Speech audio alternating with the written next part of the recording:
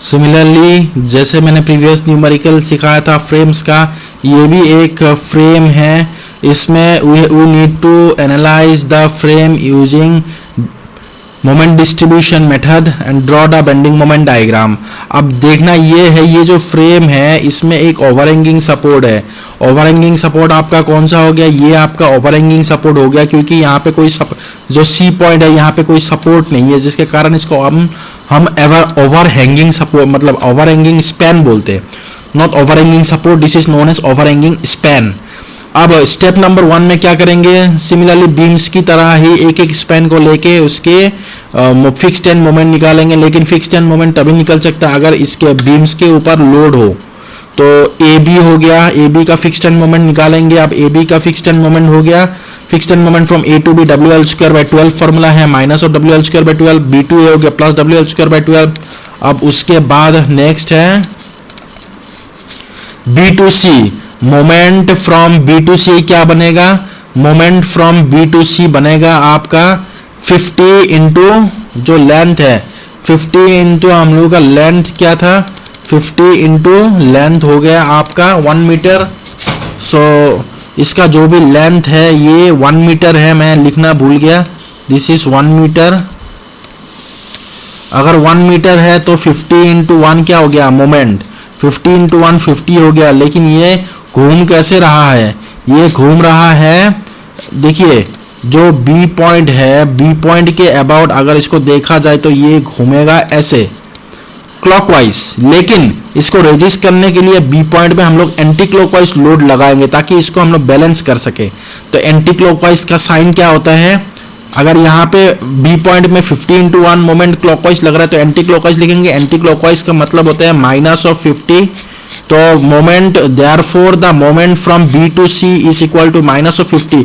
लेकिन ध्यान ये रखना है कि ये जो बी टू सी मोमेंट है ये फाइनल मोमेंट है, but this is not the fixed end moment. ये फिक्स्ड एंड मोमेंट नहीं है, ये फाइनल मोमेंट है। उसके बाद स्टेप नंबर 2 में मुझे निकालना है कि जो भी नोड शेयर कर रहा है उसी के बारे में लिखना है। ए नोड नहीं शेयर कर रहा है, डी नोड नहीं शेयर कर रहा है, बी नोड बहुत सारा स्पैन को शेयर कर रहा है, तो बी नोड के बारे में लिखेंगे। पहले तो हम लोग लिखेंगे relative stiffness, the relative stiffness of A B then relative stiffness of A B C and B D. तो ध्यान ये रखना है आप लोगों को, जो ओवरहैंगिंग स्पैन होते हैं उसकी रिलेटिव स्टिफनेस वैल्यू होते नहीं है। मतलब आप लोगों को मैं ओवरहैंगिंग स्पैन का न्यूमेरिकल इसीलिए कर रहा हूँ क्योंकि कभी भी ओवरहैंगिंग स्पैन आए उसका उस स्पैन का आपको डिस्ट्रीब्यूशन फैक्टर, रिलेटिव स्टिफनेस नहीं निकालना है, डिस्ट्रीब्यूशन फैक्टर नहीं निकालना है, फिक्स्ड एंड मोमेंट नहीं निकालना है, मतलब ओवरहैंगिंग सपोर्ट के कुछ भी नहीं निकालना है। सीधा ओवरहैंगिंग सपोर्ट का जो फाइनल मोमेंट है वो आ चुका है हम लोगों के पास, डायरेक्ट आंसर आ चुका है फाइनल मोमेंट जो कि ओवरहैंगिंग सपोर्ट के लिए। और बाकी जो स्पैन है उसके लिए जब प्रोसीजर वाइज हम लोग को सब कुछ निकालना है। तो स्टेप नंबर 2 में मैं A B and B D का मैं निकाल रहा हूँ relative stiffness I/L and I/L। I/L क्यों हो रहा है? क्योंकि दोनों स्पैन में एंड्स में फिक्स सपोर्ट है। उसके बाद डिस्ट्रीब्यूशन फैक्टर में नेक्स्ट स्टेप में कर रहा हूँ। डिस्ट्रीब्यूशन फैक्टर में distribution factor from B2A and B2D। B2A में relative stiffness of B2A by B2A plus B2D।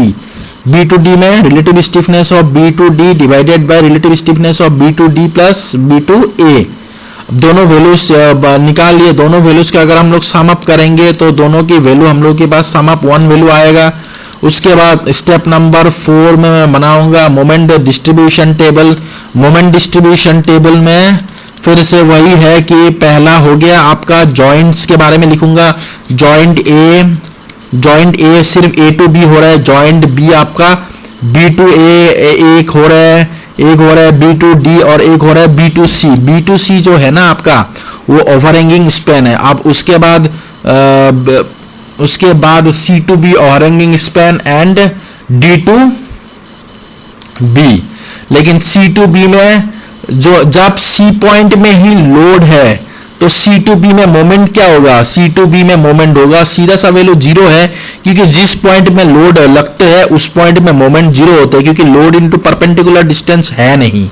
तो परपेंडिकुलर डिस्टेंस 0 हो गया, जिस पॉइंट में लोड होते हैं उसी पॉइंट में परपेंडिकुलर डिस्टेंस नहीं है, तो जिसके कारण मोमेंट का वैल्यू 0 आएगा। तो इसीलिए मैं यहाँ पे 0 कर दिया, क्योंकि इस पॉइंट में लोड लगे है ओवरहैंगिंग स्पैन वाला। अब बाकी स्पैन में मुझे क्या करना है, मेंबर्स लिख दिया, उसके बाद डिस्ट्रीब्यूशन फैक्टर लिख देंगे B2A एंड B2D। B2C का नहीं है, ओवरहैंगिंग स्पैन है, बाकी का भी नहीं है। उसके बाद मुझे फिक्स्ड एंड मोमेंट जो जितने भी निकाले थे सब वैल्यूज लिख देंगे। ये एक्चुअली हम लोगों के फाइनल मोमेंट है, लेकिन मैं फिक्स्ड एंड मोमेंट में ही लिख रहा हूं और लिख के यहाँ पे मैं कुछ करूंगा नहीं, ताकि यही आंसर मुझे मेरा फाइनली आए, क्योंकि this one is actually the final moment of B2C overhanging span. और यहाँ पे कुछ लिख देंगे तो ये आंसर अलग आ जाएगा, क्योंकि हम लोग मुझे यहाँ से यहाँ तक सम अप करना पड़ता है। तो ये आंसर सीधा लिख देंगे, फिक्स्ड एंड मोमेंट में भी लिख देंगे और बाकी कुछ नहीं करेंगे, और फाइनल मोमेंट में मैंने लिख दिया। उसके बाद मैं बैलेंस करूंगा, यहाँ पे बैलेंस हो नहीं सकता क्योंकि डिस्ट्रीब्यूशन फैक्टर है नहीं। उसके बाद नेक्स्ट स्टेप में यहाँ पे बी पॉइंट में ये तीनों वैल्यूज सम अप करूंगा, सम अप करके रिवर्स करूंगा, उसका साइन को रिवर्स करके 0.62 के साथ मल्टीप्लाई करके यहाँ पे लिखूंगा और 0.38 के साथ मल्टीप्लाई करके यहाँ पे लिखूंगा। और यहाँ ये वाला कॉलम में कुछ नहीं लिख सकते, डायरेक्ट आंसर -50 जो है वही वाला मुझे -50 लिखना है। उसके बाद बाकी में फिक्स्ड एंड मोमेंट है नहीं, तो डिस्ट्रीब्यूशन फैक्टर भी नहीं है, तो बैलेंसिंग होगा नहीं।